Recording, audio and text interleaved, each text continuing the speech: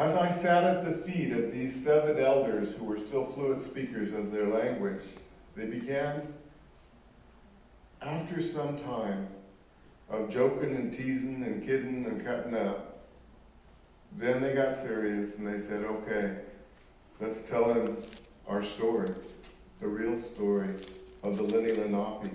The Lenni Lenape means the original people, the real people.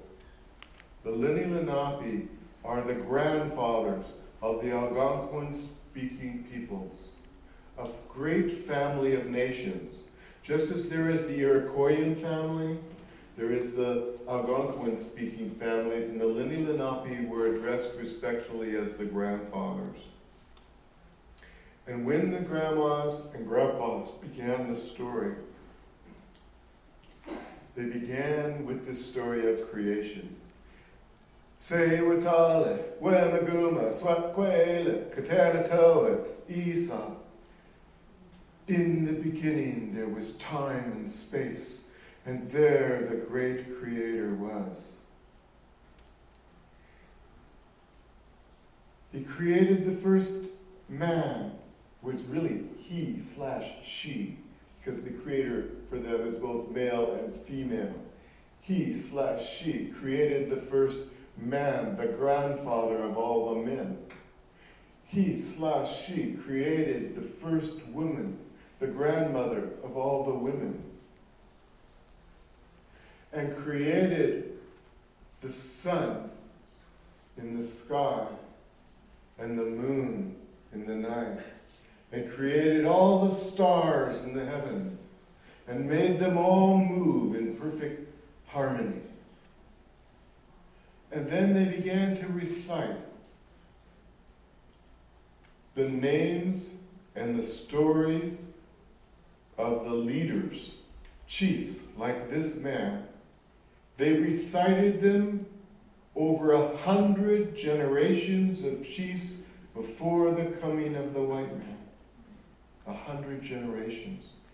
They told the story of the great flood, but instead of Noah and the ark, there was Nenebush, the giant turtle.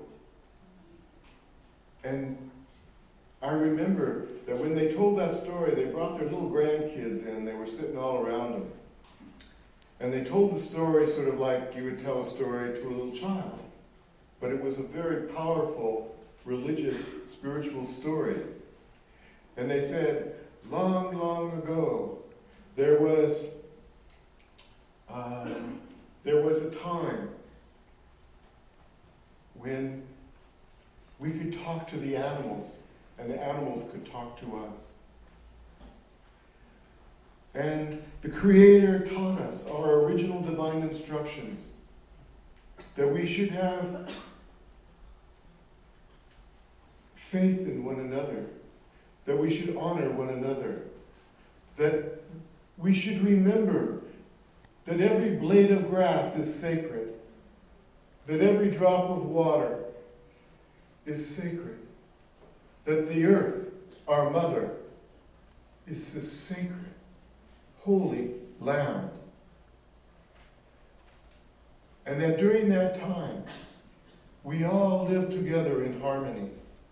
But a time came when people forgot what were the original principles upon which our world was created. People began to think about me, me, me, me, instead of we, the people.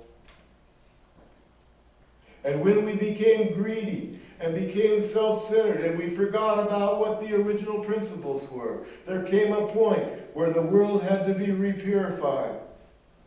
And the rains came. And the rains kept rising until the water began to go right into our homes and up higher and higher. And people got up on top of things and the water kept rising and the rains kept coming down and the thunder was crashing and the lightning was flashing and the waters kept rising and we were swimming as hard as we could.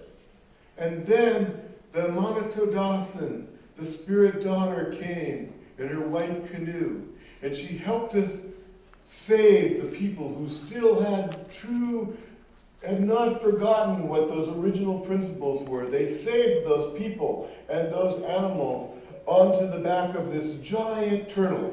Did you notice this man has these turtles on his clothing?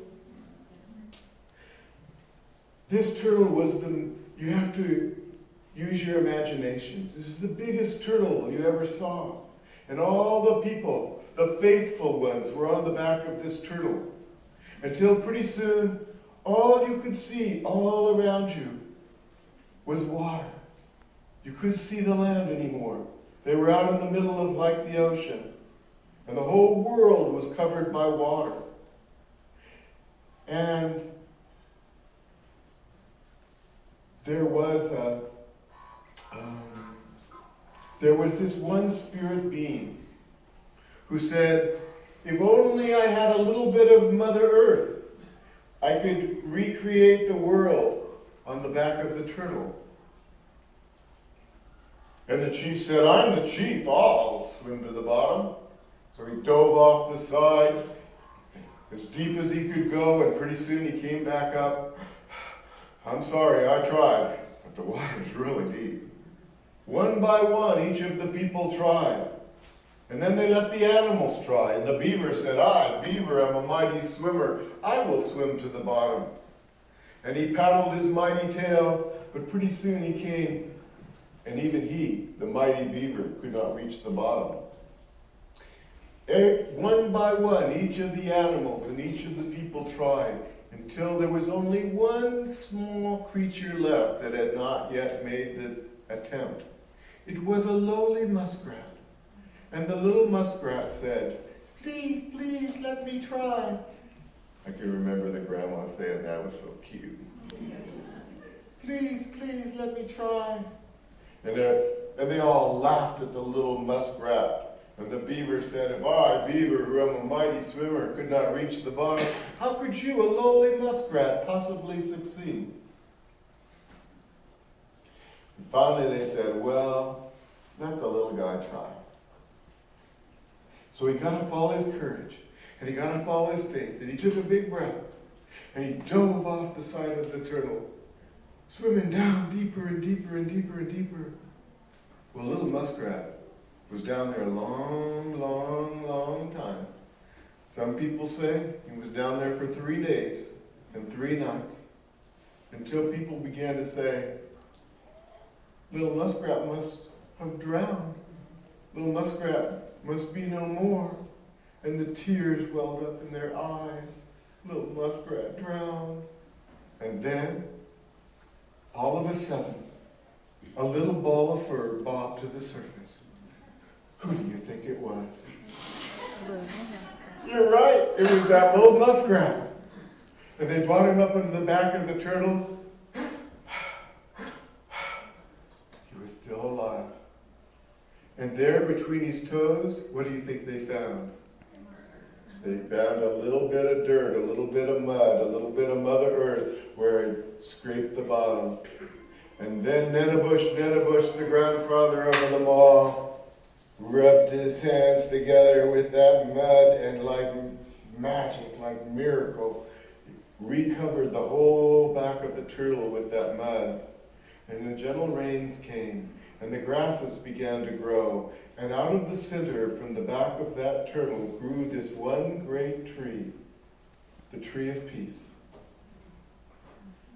And that's why, yet to this day, the Lenape people call this continent Tulipit Menipit, or Tulpahakan, which means Turtle Island.